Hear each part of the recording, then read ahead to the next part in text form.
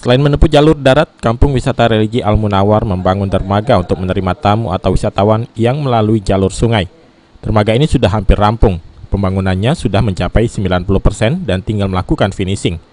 Dermaga ini dimaksudkan untuk persinggahan wisatawan yang mengikuti wisata Sungai Musi dengan kapal wisata Putri Kembang Dadar. Tak hanya untuk wisatawan yang mengikuti paket wisata Sungai Musi, tapi juga untuk pengunjung perorangan yang melalui jalur sungai. Para wisatawan bukan hanya bisa menikmati wisata religi saja di Kampung Al-Munawwar, namun mereka bisa menikmati suasana Sungai Musi dengan kapal dan perahu.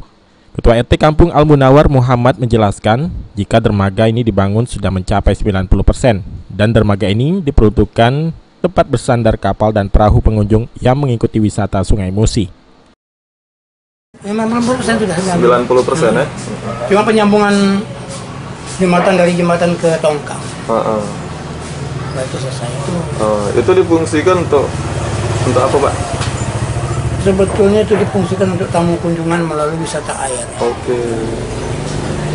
Kita dapat informasi dari kota bahwa nantinya tamu-tamu kunjungan dari luar maupun dalam kota itu melalui Sungai Musi itu nanti dibawa oleh kapal gendak alam maupun kapal